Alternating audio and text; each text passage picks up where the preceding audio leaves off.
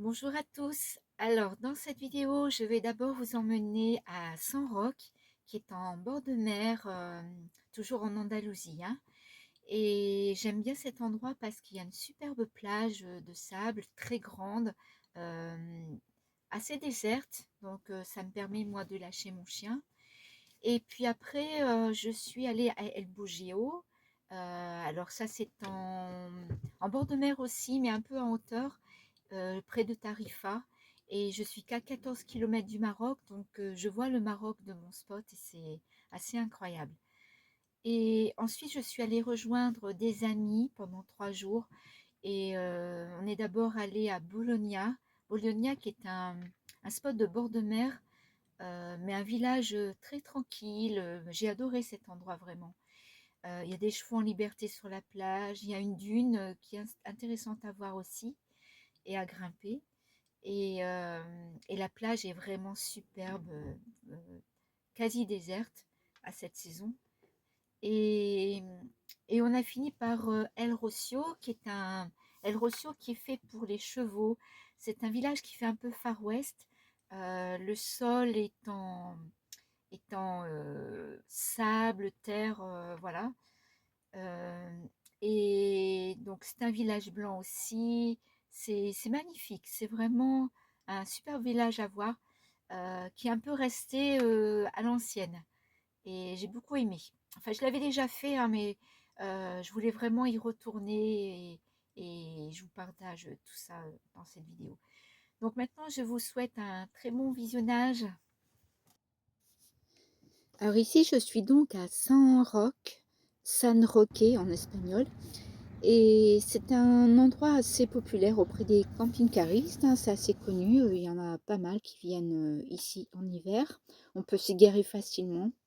Et moi, ce que j'aime surtout, c'est que la plage est immense. Je peux lâcher mon chien, comme on peut voir. Ça fait déjà la deuxième fois que je viens ici. J'étais venue il y a 2 ans déjà. Il y a 2 ans, j'étais venue ici parce qu'il pleuvait énormément. Et j'avais trouvé refuge là parce que j'étais sur du dur et j'ai pu rester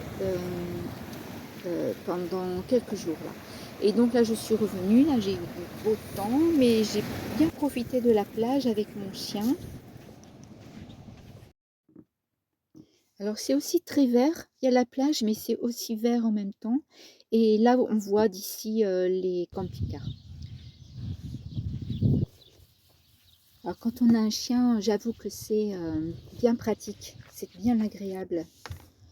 Alors là, mon chien, il s'est bien dépensé, donc pour le retour, il marche quand même beaucoup plus lentement et il ne tire plus. Donc en fait, voilà, les camping-cars, ils sont sur une route un petit peu en hauteur ici. Sur 2 routes d'ailleurs, parce qu'il y a 2 routes en hauteur. Donc ça, c'est le premier étage. Et il y a une deuxième partie ici.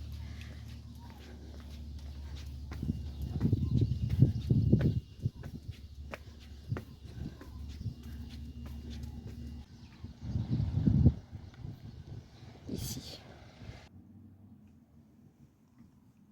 Donc voilà, ben moi j'ai du coup un petit espace pour Iti, juste à côté du fourgon. Après, il y a d'autres camping-cars qui se mettent là-bas aussi. C'est bien agréable d'avoir ce petit endroit vert juste à côté et ça me permet de ne pas sentir trop près des autres et je me sens à l'aise. Et Richie, comme on voit, il est à l'aise aussi. J'ai une petite vue mer quand même, hein. Alors, je viens d'arriver sur mon nouveau spot et j'ai une vue incroyable ici. Je vais vous montrer. En fait, j'ai la vue sur le Maroc parce que je suis à Tarifa, près de Tarifa, et je crois qu'à vol d'oiseau, le Maroc, si je ne me trompe pas, est à 14 km. Je vous montre ça.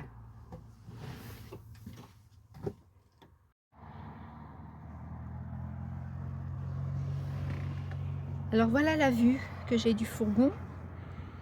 Et là, juste en face, donc c'est le Maroc.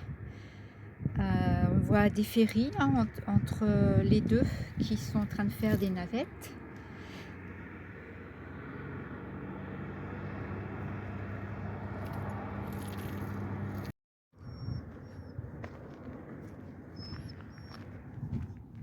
Voilà, je vous montre mon emplacement, hein.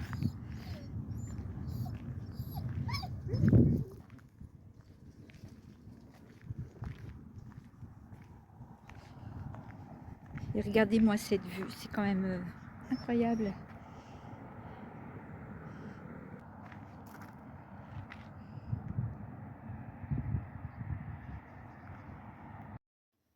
Alors ici, je suis arrivée à Bologna, où j'ai rejoint un couple d'amis qui voyagent en fourgon également.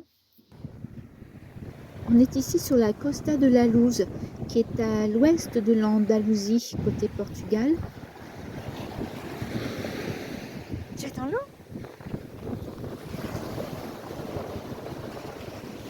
La Costa de la Luz, elle est beaucoup plus sauvage que la Costa del Sol, qui est côté Malaga, Marbella, par là. Alors la plage de Bologna, c'est une grande plage de sable fin, avec un environnement vraiment magique, sauvage, sans construction urbaine. Et il y a un village accessible à pied à côté, hein, mais comme on voit là, vraiment, c'est vraiment très très sauvage. Et moi j'adore. Et sur cette plage, il y a la dune de Bologna qui est vraiment incontournable. Elle est classée monument naturel. C'est une dune en fait qui est mobile et le vent provoque l'avancée du sable et la mort par enterrement des pins qui l'entourent. On peut le constater une fois arrivé en haut de la dune et depuis le sommet, le panorama est vraiment de toute beauté. Alors normalement sur cette plage, on peut y rencontrer des vaches en liberté. Et pourtant moi tout ce que j'ai rencontré c'était des chevaux.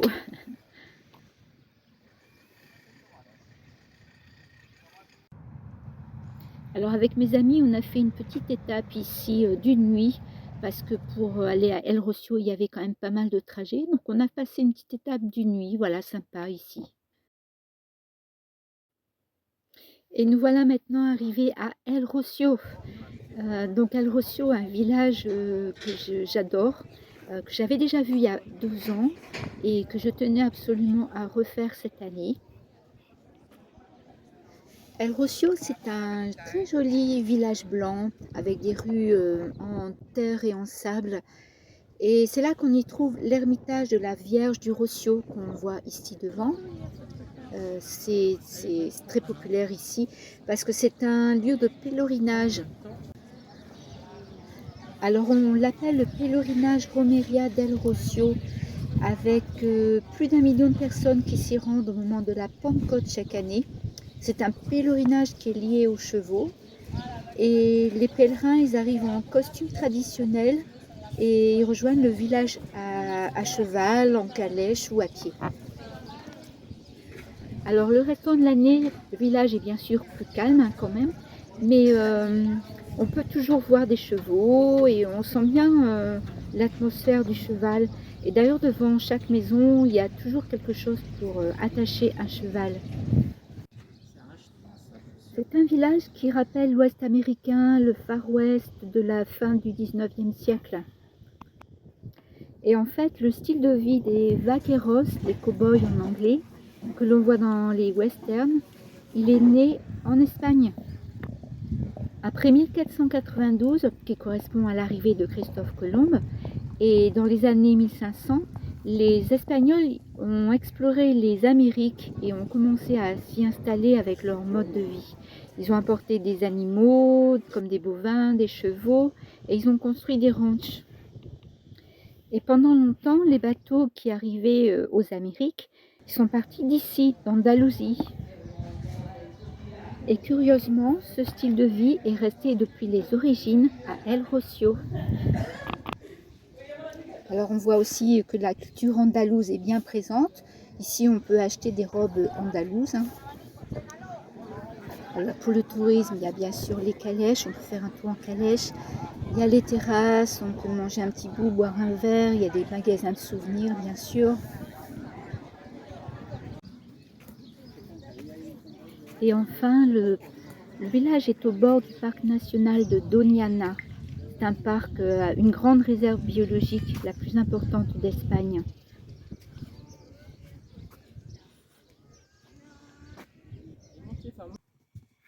Alors, cette vidéo est maintenant terminée. J'espère qu'elle vous aura plu et je vous dis à la prochaine fois. Et abonnez-vous si vous n'êtes pas encore abonné. À bientôt!